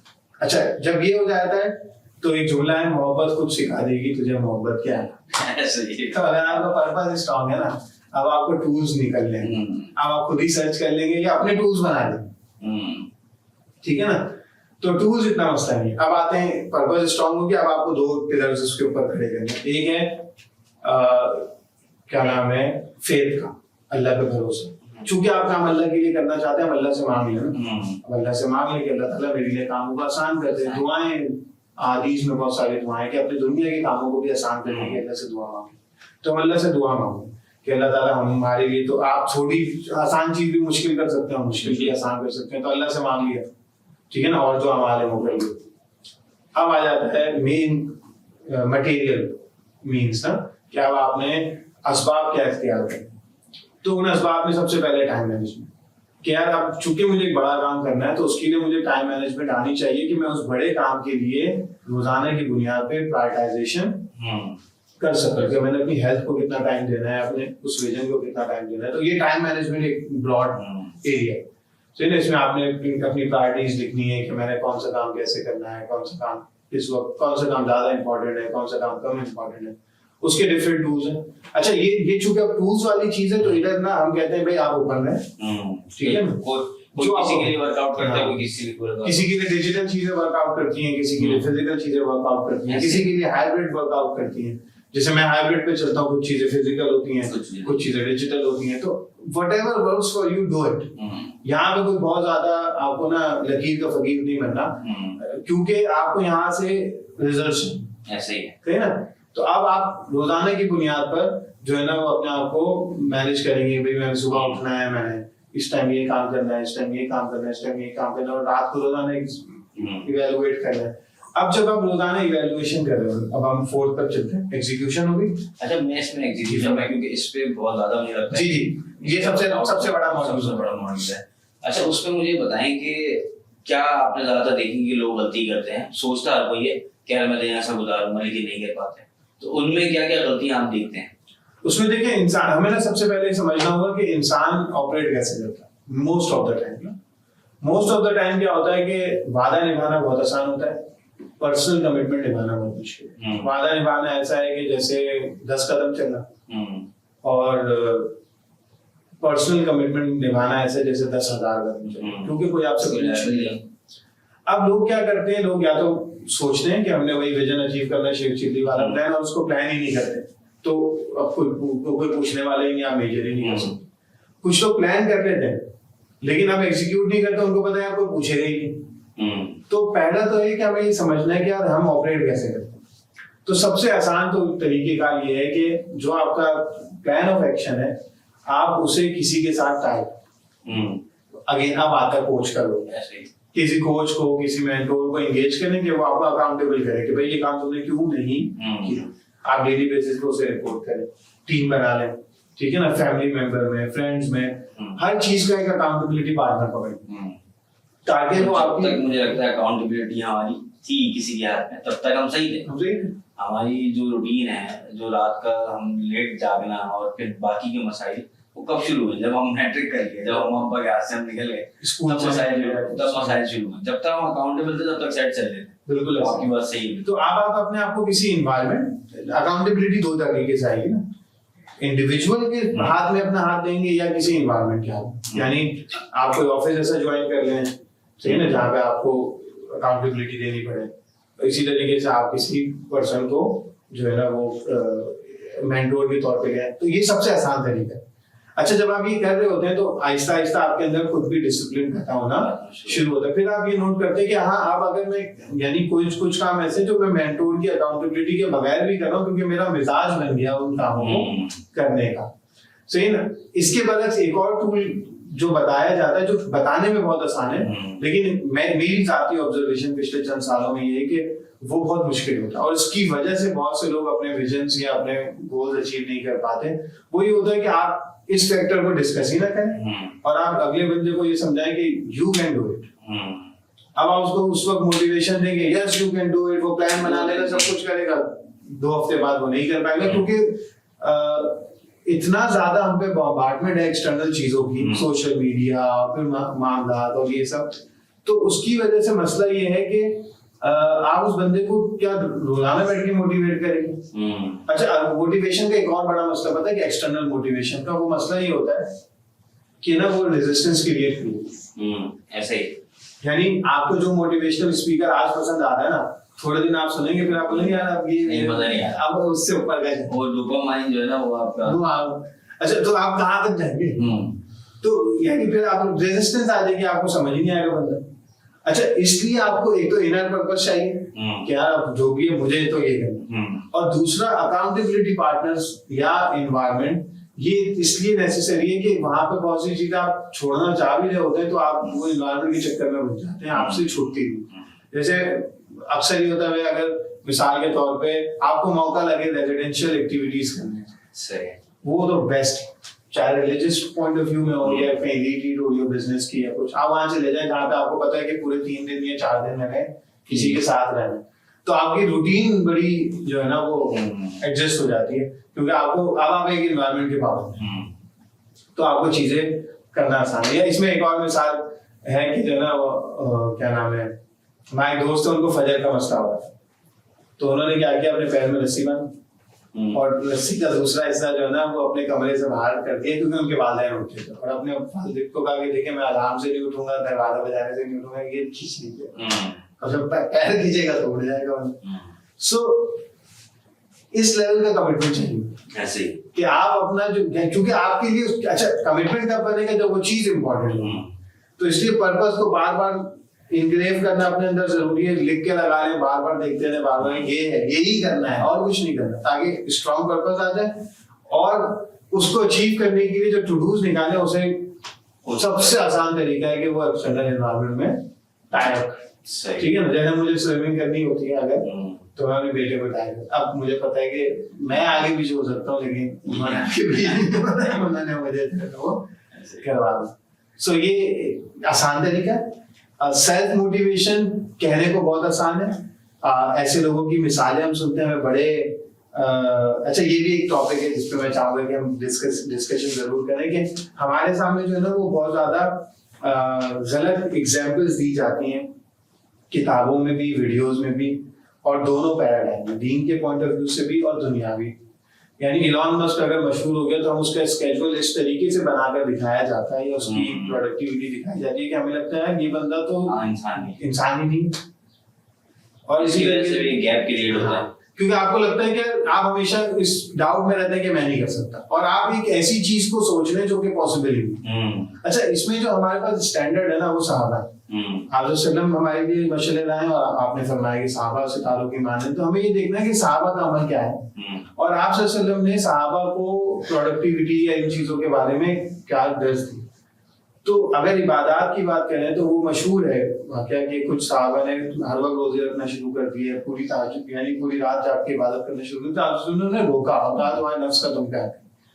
अब आप सल्लम ने सहाबा को रोका। Now this is far beyond authority than any other person's अमल या एक्शन। अब आपके पास जितनी भी मिसालें आ जाए, फला साहब जो है ना वो ये कर रहे हैं वो कर रहे हैं, भाई आप go back to the authority ना, अथॉरिटी क्या कह रही है, तो आप उसको ना थोड़ा सा रिलैक्स हो जाए कि ठीक है, अगर वो साहब कर भी रहे तो क्या उनका अमल, पहली बात तो अगर वो किताब में लिखा हुआ तो उसकी अथॉरिटी क्या है, वो कुरान हदीस तो नहीं, और अगर है भी वो बात ठीक भी है तो क्या वो सहाबा का अमल है या नहीं, ये दीन के हवाले से, दुनिया के हवाले से भी you have to counter check, क्या जो इलॉन मस्क के बारे में कहा जा रहा है या जो जेफ बेजोस के बारे में कहा जा रहा है या XYZ पाकिस्तान में किसी सक्सेसफुल बंदे के बारे में कहा जा रहा है, तो क्या वाकई में उसका स्केड्यूल जो बताया जा रहा है वो पॉसिबल है या नहीं है, या वो इंसान नहीं है, क्या वो फरिश्ता है, क्या वो हर वक्त कंसिस्टेंट, यानी लोगों का अक्सर मसला आता है इनकंसिस्टेंसी, तो मैं कहता हूँ ये तो इंसान होने की निशानी है। अल्लाह को तो वो गुनाहगार पसंद है जो गुनाह करे फौरन तौबा करे। हाँ, मुसलमान की अच्छी निशानी है कि वो बाउंस बैक बहुत जल्दी करे, ऐसे है। यानी क्रिश्चियन हो सकता है हफ्ते में 1 दफा चल जाए, लेकिन मुसलमान को दिन में 5 दफा बुलाया कि बीच में गलती होगी तो फौरन आके बाउंस बैक करो। लेकिन और ये तो सहाबा का वाकया है कि जो है ना वो एक सहाबी गए हज़रत अबू बकर रज़ी अल्लाह उनके पास और कहा कि जब हम नबी की महफिल में होते हैं तो हमारा ईमान कुछ और होता है, वहां कुछ और होता है। उमर भाई, मुझे ऐसा लगता है कि इसमें जो मेन पिलर है ना वो एग्जीक्यूशन है, एक प्री एग्जीक्यूशन और एक पोस्ट एग्जीक्यूशन जो है ना वो हम इन को भी अगर हम जो है ना वो कर लेना, तो प्री एग्जीक्यूशन तो हमने पता लग गया भाई एक्सप्लोर करना है, इन्विजन करना है, उसके बाद एग्जीक्यूशन पे आना है। एग्जीक्यूशन होना शुरू हो गया है, अब उसमें कुछ ना कुछ मसाइल आएंगे, तो अगले की तरफ हम चलते हैं कि एग्जीक्यूशन के बाद वाला स्टेप क्या है। अगर आपको लगता है एग्जीक्यूशन में और कुछ हमें बात करनी चाहिए तो हम उस पर करेंगे। एग्जीक्यूशन में जो है ना, अभी तो हमने बात की कि फर्स्ट टाइम एग्जीक्यूशन में चीजों का एड्रेस कैसे करेंगे, कि आपने अपने टाइम का एनालिसिस किया, टाइम मैनेज कर लिया, और उस टाइम में चीज़ों को लाना शुरू कर दिया, ठीक है ना। फिर आपने इनकंसिस्टेंसी को एड्रेस कर लिया, प्रोडक्टिविटी को एड्रेस कर लिया। अब आपको ना ये चीज़ें ऑटोमेट करनी होंगी, वरना आप नहीं मुश्किल में आ जाएंगे, हर दफा कॉन्शियसली नहीं कर सकेंगे, जिसके लिए आपको हैबिट डेवलप करनी पड़ेगी। सही है। अब हैबिट डेवलप करने का जो फ्रेमवर्क है ना बहुत मुश्किल नहीं है, उसमें भी अगेन हमें इंसान को समझना होगा कि हम कैसे ऑपरेट करते हैं। तो अब हैबिट डेवलपमेंट में हमने सबसे पहले ये देखना होगा कि हमारे ट्रिगर्स क्या है, क्योंकि कोई भी हैबिट जो है ना वो किसी ट्रिगर की वजह से कोई भी एक्शन एग्जीक्यूट होता है। तो आपने पहले ट्रिगर्स देखे कि भाई मुझे जो काम करना है अच्छा, उसके ट्रिगर्स क्या हैं, और जो मेरी बुरी आदतें या जो लेस प्रोडक्टिव आदतें हैं उनके ट्रिगर्स क्या हैं। सारे ट्रिगर्स की इन्वेंट्री आ गई। अब आपने क्या किया, इन्वेंट्री से मुराद एक चार्ट आ गया। अब आपने उन ट्रिगर्स को मैनेज करना है, जो ट्रिगर्स आपको क्या नाम है आपका वक्त जाया कर रहे हैं या लेस प्रोडक्टिव चीजों में लेके जा रहे हैं, उन ट्रिगर्स को आपने रोकना है। और जो आपके प्रोडक्टिविटी वाले ट्रिगर्स हैं उन ट्रिगर्स को आपने एनहांस करना है। अब उसमें आपने क्या करना है, 4 A's हैं। या तो आप उस ट्रिगर को अवॉइड करें, सीधा सबसे आसान तरीका। नहीं कर सकते आप उसे ऑल्टर करें, ट्रिगर वही हो लेकिन आप रिस्पॉन्स डिफरेंट तरीके से कर रहे हो, ठीक है ना। ऑल्टर या अडेप्ट करें उसे। और अगर आप किसी ट्रिगर को फॉर टाइम बीइंग कुछ नहीं चेंज कर पाते तो आप उसको फॉर टाइम बीइंग अल्लाह की मर्जी समझें, एक्सेप्ट कर लें, लेकिन उसको फिर आगे मॉड्यूलेट करने की कोशिश करें। अच्छा, जब आप ये प्रैक्टिस करते रहेंगे तो अब क्या होगा, वो चीजें जो आपने फर्स्ट टाइम की होंगी और आप उसको कंसिस्टेंटली कोशिश करते रहेंगे और अपने ट्रिगर से उसको मैनेज करके, तो अब वो चीजें आपके हैबिट में कन्वर्ट होना शुरू हो जाएंगी। जब वो हैबिट में कन्वर्ट होना शुरू हो जाएंगी तो अब आपका जो है ना कॉन्शियस एफर्ट कम लगेगी और एक चीज आपकी जिंदगी का डेवलप हो जाएगी। जैसे सच बोलने से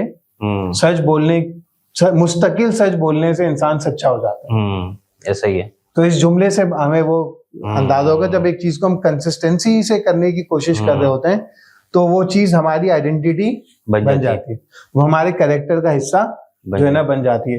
अच्छा, जब वो बन जाती है अब क्या होता है, अब वो चीज हमारे लिए नॉर्मल है। ऐसा ही है। दूसरे इंसान को स्ट्रगल होगी लेकिन हमारे लिए नॉर्मल है। लेट्स से सुबह 4 बजे उठना, शुरू में एफर्ट होगी, लेकिन करते करते वो हमारी आइडेंटिटी बन जाएगी और हम सुबह जल्दी उठने वाले बंदे बन जाएंगे। जब जल्दी उठने वाले बंदे बन जाएंगे तो हमारे लिए बहुत से काम आसान होंगे जो कि दूसरों के लिए मुश्किल होंगे। तो यहाँ पर हमारी एग्जीक्यूशन जबरदस्त तरीके से होना शुरू हो जाएगी। अब आते हैं 4th स्टेज के हम एग्जीक्यूट कर रहे हैं, हम जबरदस्त तरीके से काम कर रहे हैं, लेकिन इम्प्रूवमेंट की गुंजाइश हर दफा होती है, हर जगह होती है। तो अब हमें इवेलुएट करना है। एक है सेल्फ इवेलुएशन, सही है, रोजाना की बुनियाद पर। और मैं कहता हूँ इवेलुएशन जो है ना वो 2 थप्पड़ मारती है। जमीर इवेलुएशन के बाद जमीर 2 थप्पड़ मारता है आपको। अगर वो काम अच्छे हो रहे होते हैं और आपकी प्रोग्रेस अच्छी होती है तो टैप ऑफ द बैक यार माशाल्लाह, और नहीं होता तो जमीर मुंह पे थप्पड़ मारता है, तुम सोच क्या रहे हो, लिख क्या रहे हो और तुम कर क्या रहे हो। हाँ, ऐसा ही है। तो अब इवेलुएशन में अगेन किसी को साथ भी मिला सकते हैं, किसी के सामने अपनी कारगुजारी अपना काम पेश भी कर सकते हैं जो कि बेस्ट है, और खुद भी इवेलुएट कर सकते हैं। तो रोजाना की बुनियाद पर तो खुद को इवेलुएट करना चाहिए। एटलीस्ट रोजाना रात को बैठ के देखने में क्या किया क्या नहीं किया, वीकली बेसिस पे देखने क्या किया क्या नहीं किया, और मंथली बेसिस पे किसी अकाउंटेबिलिटी पार्टनर को एटलीस्ट मंथली बेसिस पे जरूर रखें। वीकली पे मिल जाए बहुत अच्छी बात है, उनके सामने अपनी कारगुजारी रखें हम क्या कर रहे हैं। और जो मेंटोर्स हैं डिफरेंट आपके, उन मेंटोर्स को वक्तन फवक्तन अपना काम दिखाते रहे, डिपेंडिंग अपॉन देयर अवेलेबिलिटी। साल में एक दफा, 6 महीने में एक दफा, 3 महीने में एक दफा, ताकि उनको भी पता हो कि आप अभी अपने जर्नी में कहाँ पहुंचे, ठीक है ना।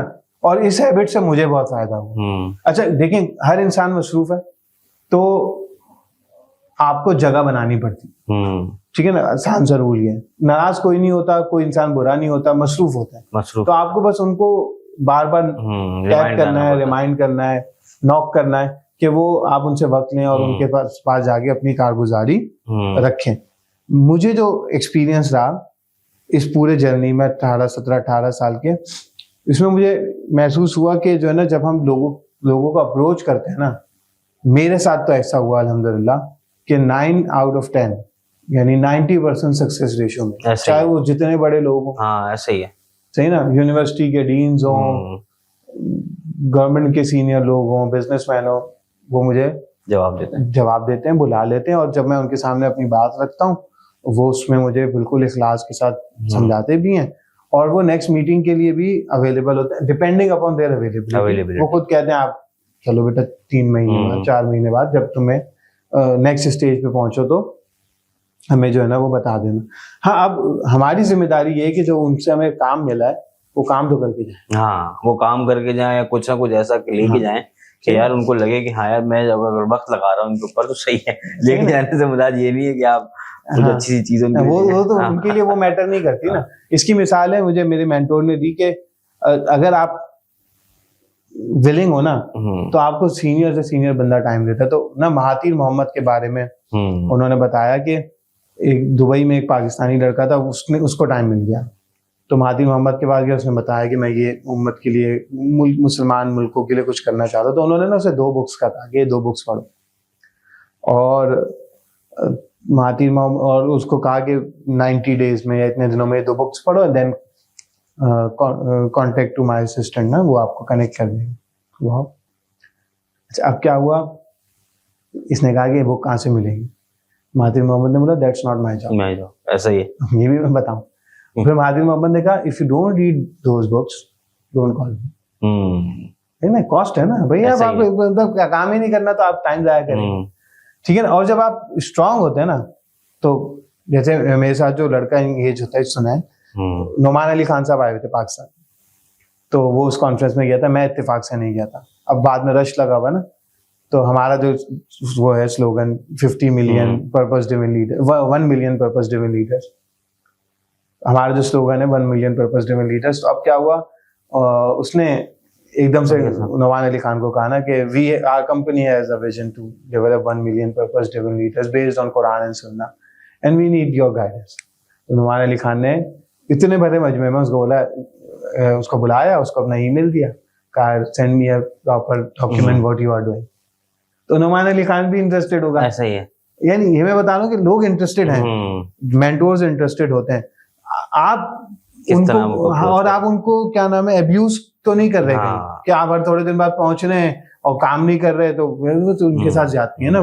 तो हर बंदा आपको वो दे देगा। आपको ये देखना है 2 किस्म के, मैंने जैसे कहा ना अकाउंटेबिलिटी पार्टनर्स या लोग चाहिए, एक तो सीनियर्स भी हो ताकि आप लॉन्ग टर्म पर्सपेक्टिव आपके सामने हो, और एक रेगुलर बेसिस पर हो जो देख सके। इसकी मिसाल यूं समझ लें कि अगर आपको बैटिंग सीखनी है और आप सचिन तेंदुलकर के पास जाएं तो सचिन तेंदुलकर रोजाना तो नहीं मिलेगा ना, शायद साल में 1 दफा मिल जाए या कभी कहीं आप उसको सुन लें, बहुत फायदा होगा, लेकिन सिर्फ उससे फायदा नहीं होगा। पूरे साल प्रैक्टिस करनी पड़ेगी किसी अपनी एक्सेस में मौजूद कोच के अंडर। ऐसा ही है। तो इसलिए जो एक्सेस में मौजूद कोचेस होते हैं ना उनकी इंपॉर्टेंस भी होती है। और हाँ, ये बंदा आपको रोजाना तो इवेल्युएट बहुत अच्छा कर सकता है, सब चीजें कर सकता है, लेकिन वो पर्सपेक्टिव नहीं दे सकता जो बहुत सीनियर दे सकता है। बहुत सीनियर बंदा बहुत बड़ा पर्सपेक्टिव दे सकता है, लेकिन वो रोजाना आकर आपको उठा नहीं सकता कि आओ काम करो। सो इसलिए बैलेंस करना जरूरी है। हमारे हीरोज बहुत बड़े भी होने चाहिए और हमारे हीरोज हमारे इर्द गिर्द लाइव में भी होने चाहिए। और मुझे इर्द गिर्द लाइव वाले हीरोज से बहुत ज्यादा फायदा होता है क्योंकि उनके साथ रेगुलर एक अटैचमेंट होती है। आप बिला झिझक बात कर सकते हैं, फोन कॉल कर सकते हैं। जैसे मेरे जो लाहौर में दोस्त हैं, अक्सर आपसे उनके बारे में गुफ्तगू रहती है, तो यानी हमारी रोजाना की बात है और उनसे भी मेरी जिंदगी में जो इम्पैक्ट आया वो बहुत जबरदस्त है। और सीनियर मेंटोर से भी आए, लेकिन अगर मैं दोनों को इवेल्युएट करूं तो उनसे बहुत ज्यादा है, ठीक है ना, क्योंकि वो ऑन रेगुलर बेसिस। तो इसलिए इवेल्युएशन पर्सनल लेवल की भी जरूरी है और दूसरों को भी दिखाना जरूरी है और दूसरों में रेगुलर बेसिस पे भी दिखाना जरूरी है और सीनियर्स को भी दिखाना जरूरी है, ताकि आपको पता तो चले कि मैं जिंदगी की दौड़ में कहाँ। इससे एक और फायदा होता है, जब आप दूसरों से मिलते हैं और चीजों को, तो आपको पता चलता है यार दुनिया में लोग कहाँ पर हैं। तो आप ना थोड़े से हल्के होते हैं, आप बोलते हैं यार कि मैं अभी बहुत लंबा सफर है ना, मैंने अभी कुछ नहीं किया। और ये डाउट बहुत अच्छा होता है। जब तक आप इस डाउट में है ना कि यार मुझे अभी बहुत कुछ करना है, तो आप ग्रो करते रहेंगे। और जहां आप इस पोजीशन पे पहुंच गया, आई नो एवरीथिंग, एंड मैंने पैसा भी बना लिया, मैं सब चीज जानता हूँ, तो मसला। और ये इनहेंसमेंट इस तरीके से होती है। तो अगर हम वो कर लें इवेल्युएशन पर्सनल लेवल की और किसी एक बंदे के साथ, और इनहेंसमेंट के लिए आपको जरूर है कि आप कॉन्फ्रेंसेस अटेंड करें, मेंटोर्स के पास जाए, किसी भी पर्सनल एरिया के अंदर जो है ना वो आपको नेक्स्ट इंप्रूवमेंट की क्या जरूरत है। और वो नेक्स्ट इम्प्रूवमेंट की जो जरूरत है ना, उसको हर तरीके से देखना होता है, ऑनलाइन भी, मेंटोर से मिलकर भी, वन ऑन वन मीटिंग में भी, कॉन्फ्रेंसेस में भी, और दुनिया में क्या हो रहा है, यानी आपको अजाइल रहना है, आपको उन जगहों पे जाना है, आपको देखना है कि हो क्या रहा है, हो क्या रहा है। अच्छा, सिर्फ वो नहीं करना आपको साल में एक दफा करना है, कॉन्फ्रेंस में जाना है या मेंटोर्स के पास कभी कभी, लेकिन वो इम्पोर्टेंट इसलिए होता है ताकि आपको हमेशा पता हो कि अभी बहुत कुछ करना है, अभी तो कुछ भी नहीं हुआ, सही ना, ताकि वो एक सिलसिला आपका जारी रहे। सही है। तो मेहर भाई, हमारी 5E के मॉडल पे मेनली हमारी बातचीत हुई है जी। और मेरे ख्याल से इसको अगर मैं सम अप करूं तो ये आप कहते हैं कि इस 5E के मॉडल के थ्रू आप इम्पैक्टफुल लाइफ जनरेट करने की कोशिश करते हैं, बिल्कुल ऐसे, और उनको सिखाते भी और सारी चीजें करते हैं। अच्छा, मेरा अमूमन जब हम एंडिंग की तरफ होते हैं, क्योंकि मेरी कोशिश तो ये होगी कि हम इसके ऊपर और डिटेल के ऊपर हम बात करें, हम स्पेसिफिक टॉपिक के ऊपर हम बात कर सकें।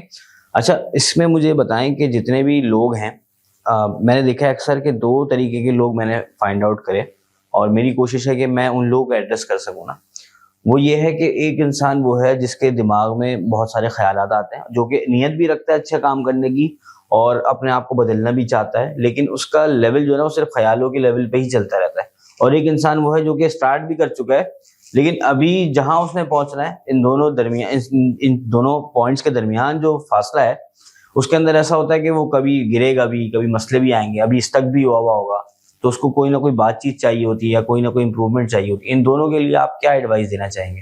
देखिए, जो पहला वाला बंदा है कि जो इसने एक्शन ही नहीं लिया, तो उसे तो मैं यही कहूंगा, भाई एक्शन, आप think big, start small, act now. ऐसा ही है। आप कयामत तक का सोच लें कि आपने दुनिया में लोगों को क्या देना है, आपकी कंपनी ने, आपके बिजनेस ने, लेकिन आज आप क्या कर रहे हैं, रोजाना कुछ ना कुछ आपने जरूर करना है। एक मिसाल से इसको समझ लेते हैं। एक साहब मेरे पास आए, वो एक इदारे में सर्व कर रहे थे इंजीनियरिंग साइड पे, तो उन्होंने कहा कि मैं ना टीचिंग साइड पे आना चाहता हूँ, मैं भी मास्टर्स कर रहा हूँ, फिर मैं टीचिंग में आऊंगा, फिर मैं PhD करूंगा। मैंने ठीक है, फिर मैं एजुकेशन में आऊंगा, फिर मैं HEC में जाऊंगा, और फिर मैं HEC में टॉप पे जाऊंगा, और फिर मैं एजुकेशन सिस्टम बदल दूंगा। सही। मैंने बोला जबरदस्त विजन है, इसमें कितना टाइम लगेगा? अभी वो मुझसे भी बड़े थे एज में, उस वक्त at that time he was 35। 20 साल तो लगेंगे ना, तो आप 55 के होंगे, कम से कम इतने लगेंगे अगर एवरीथिंग आपके प्लान के मुताबिक। तो मैंने बोला दूसरी चीज ये है कि चाहिए वो आप करते रहे, आप तब्दीली लाना चाहते हैं ना, तो आप अभी भी इस पोजीशन पर रहें कि यंगस्टर्स आपको सुनेंगे, आपकी बात को लेंगे। तो आप ऐसा करें कि जो है ना, एक हम मेंटोरशिप प्रोग्राम बनाते हैं, आप बस हफ्ते में एक बच्चे को जो है ना वो काउंसिल करें और उसका फॉलो अप करते रहे। हर हफ्ते एक नया बच्चा ऐड करते हैं और फिर से व्हाट्सएप पे वैसे फॉलो अप करते हैं। तो अब इन 20 सालों में हर साल अगर 50 बच्चे भी ऐड हो रहे हैं, तो 20 सालों में अब 1000 बच्चा एक टीम हो गया आपके पास ना। तो और इसमें कोई एफर्ट ही नहीं है, हफ्ते में 1 घंटा तो देना है, सही ना। इतनी सारी एफर्ट है, इतना स्ट्रॉन्ग प्लान है, हफ्ते में 1 घंटा तो देना है। तो आपके पास एक टीम तैयार होगी, वो भी वर्कआउट कर जाएगा इंशाल्लाह, और ये भी हो जाएगा। तो उन्होंने कहा ये मुश्किल है, एक्शन लेवल पे चीज लेना मुश्किल होती है। सो उनसे तो मेरी ये राय होगी कि प्लान करें, बिल्कुल नीचे तक आए, जो लोएस्ट पॉसिबल बेबी स्टेप जिसे कहते हैं किताबों में अक्सर, वो मिले वो कर जाए, ताकि आप कुएं में तो यानी वो पूल में तो उतरे ना, आपको समझ आए कि चीज वर्कआउट कैसे करेगी। एक तो ये होगी, ठीक है ना, ये पहले वाले लोगों के लिए हो गए। अब जो दूसरे लोग हैं जिन्होंने एक्शन भी ले लिया, अब बीच में कहीं स्टक हो गए, सही ना, तो उन्हें वापस जाके देखना है why they started again. Visioning exercise को दोबारा करें, इनविजनिंग एक्सरसाइज को दोबारा करें, खुद को दोबारा एक्सप्लोर करें, अपने आप से सवाल करें कि मैं वाकई में करना चाहता हूँ या नहीं करना चाहता, ताकि वो पर्पस वाली चीज तो स्ट्रांग हो। फिर इंस्पिरेशन लें, वही मेंटोर्स के पास जाएं, लोगों से पूछें। बहुत दफा क्या होता है, हम बिल्कुल धीमे पड़ रहे होते हैं, रुकने वाले होते हैं, इतने में कोई एक मोटिवेटेड बंदा आता है और एकदम से जो है वो चीज हो जाती है। बल्कि इवन मेरे साथ बहुत दफा ऐसा होता है, मैं अपनी बात भी आपके सामने, नहीं ये नॉर्मल है, सबके साथ, हर इंसान के साथ। थोड़े दिनों पहले मैं उस फेज में गया था या जाने लगा था, मुझे 1-2 दिन के लिए ऐसे ख्याल आता है कि यार क्या कर रहा हूँ मैं ना, कि कुछ हो नहीं। तो मैंने अपने एक जानने वाले को कॉल कर लिया, वो मुझे बहुत मोटिवेटेड नजर आते थे, और बजाहिर इन टर्म्स ऑफ असबाब उनकी सक्सेस बहुत हाई नहीं हुई थी इस वक्त, लेकिन वो मोटिवेटेड बहुत। तो मैंने उनको कहा कि यार लेट्स यानी उनको ऑन बोर्ड कर दिया, लेट्स बी ऑन बोर्ड, और हम अकाउंटेबिलिटी पार्टनर बन जाए, डिस्कस करेंगे। तो उससे फायदा ये हुआ कि जो है ना वो एकदम से एक स्पार्क मिल गया। तो ऐसे दोस्त, ऐसे मेंटोर्स, अपने पर्पस को रियलाइन करना, कोई किताब पढ़ लेना, सही ना, कोई स्पेसिफिक वीडियो देख लेना, नॉट जेनेरिक मोटिवेशन। तो उससे भी ये होता है कि बाज़ औक़ात आप बिल्कुल हाँ उस तरफ जा रहे हो तो एकदम से आपको एक नई जो है ना वो राह मिलती है। तो ये जरूरी है। और अगर थोड़े दिन के लिए ऐसा फेज आया भी है तो वो भी सही है, वो भी सही है, क्योंकि अगेन फिर अगर हर वक्त मोटिवेटेड नहीं रह सकते। अगर सीरत की बात करें ना, तो जब आप सल्लम पे वही का सिलसिला थोड़े दिन के लिए रुका तो आप सल्लम बहुत परेशान थे। यहाँ तक किताबों में लिखा है कि आप सल्लम सोचते थे कि कहीं पहाड़ से जाके कूदना है, सही ना, अल्लाह का मुपेशी माफ फरमाए। तो ये तो अंबिया के ऊपर भी एक ऐसी कैफियत आ जाती है ना, आप सल्लम पर आए। तो फिर अल्लाह ताला ने सूरह जो है ना वो सूरह अलम नशरा नाजिल की ना, तो और उसके तर्जुमे को भी अगर पढ़ें तो उसमें ऐसी चीजें हमने आपके सीने को खोल दिया। तो इसलिए हमें ये समझ जाए ये ह्यूमन एलिमेंट, ठीक है ना। तो हर इंसान के साथ होता है। अब हमें चूंकि लोगों के उस फेस का पता नहीं होता, हमें सिर्फ यूट्यूब पे सक्सेस स्टोरीज हमें लगता है वही सब कुछ है। जैसे हमारे एक मेंटोर कहते थे मार्केटिंग में, वो कहते थे बोतलें ना कोका कोला की भी टूटती है, बोतलें पेप्सी की भी टूटती है, लेकिन वो अपने एड्स में नहीं दिखाते ऐसा ही है कि हमारी फैक्ट्री में ये मसले चल रहे हैं। तो वो अपनी सक्सेस सेल करते हैं, वो अपने फेलियर्स नहीं सेल करते। इसी तरीके से जो आजकल यूट्यूब पे या बुक्स में जो हमारे पास कंटेंट आ रहा है, तो हर बंदा सक्सेस सेल कर रहा है, फेलियर नहीं दिखा रहा। और अगर दिखा भी रहा है तो उसको सक्सेस बना के दिखा रहा है। और हर जगह पे ऐसा ही है कि वो कमियां नहीं दिखा रहे, आइडियल एक सिचुएशन बनाई हुई, तो वो तो पॉसिबल ही नहीं है। वो मुझे भी यही चीज, और जितना आप करीब से देखते जाते हो तो आपको अंदाजा होता जाता है कि यार सब हमारी तरह नॉर्मल ही है, और इसी नॉर्मल तरीके से हमने अपने एक्शंस को बेहतर करना और चीजें बेहतर हो जाएंगी। तो thank you so much Umar भाई, आज आप हमारे साथ यहाँ मौजूद हैं। और मैं अपनी ऑडियंस को भी कहना चाहता हूँ, जो लोग हमारा पॉडकास्ट देखते हैं और बहुत तारीफ भी करते हैं, कुछ लोग ऐसे हैं जो कि अभी हम इतना तो नहीं लोग हमारे पास ऑडियंस इतनी तो नहीं है, लेकिन जितने भी लोग देखते हैं ना उसमें कुछ लोग ऐसे हैं जो कि हमेशा ये कहते हैं कि यार आप लोग वाकई एक वैल्यूएबल चीज है ना वो डेवलप कर रहे हैं। तो हमारी कोशिश भी यही है कि कोई भी ऐसी चीज जो कि आप लोग सीखें, समझें और उसके बाद अपनी जिंदगी के अंदर इम्प्रूव कर सकें, अपनी जिंदगी को, अपने काम को बेहतर कर सकें, अपने आप को बेहतर कर सकें। तो हमारा एंड टाइम तक यही मोटिव रहेगा, और आपके सामने ऐसे ही गेस्ट को लेके आते रहेंगे और different models, different frameworks, different चीजें जो कि आपको इम्प्रूव करने में हेल्प आउट कर सकें। आखिरी में बस मैं उमर भाई से ये चाहूंगा कि उमर भाई, आपको मेरी बैठक का पता है, आप क्लोजली भी देख रहे हैं चीजों को, तो उसके बारे में बताएं कि आपको इस विजन को, या आप ये जो चीज हम डेवलप कर रहे हैं, तो उसके बारे में आप क्या फील करते हैं, क्या समझते हैं इस चीज को? देखिए, मुझे जो आपकी सबसे अच्छी बात लगी ना, कि खास तौर पे जो स्ट्रगल का टाइम होता है, यानी इन टर्म्स ऑफ व्यूज अगर मैं बात करूं, तो ना लोग सोचते हैं कि यार किसी जो है ना वो सेलिब्रिटी को पकड़ो या किसी भी वायरल पर्सनैलिटी को पकड़ो और एक तो स्पाइक लो ना। तो अल्हम्दुलिल्लाह आपने ये नहीं किया। कहते हैं ना कि नॉट कॉम्प्रोमाइज ऑन वैल्यूज, या जो आपका विजन है उस पर। तो ये सबसे अच्छी बात है, और मैं ये समझता हूँ कि यही ऑर्गेनिक होता है। यानी जो ऑडियंस है वो रियल ऑडियंस है, वो रियल में यही चीज चाहती है, दैट्स फाइन, ठीक है ना। और ये जो हमारे एक ट्रेंड बन गया कि हर किसी को मिलियन व्यूज चाहिए और सब कुछ, तो उसकी वजह से फिर जो करना पड़ता है वो बहुत खतरनाक है। ऐसे ही है क्या आपके मतलब कोई दीन ईमान नहीं होता, आप सभी कुछ करने की कोशिश कर रहे होते हैं जस्ट टू गेट वायरल।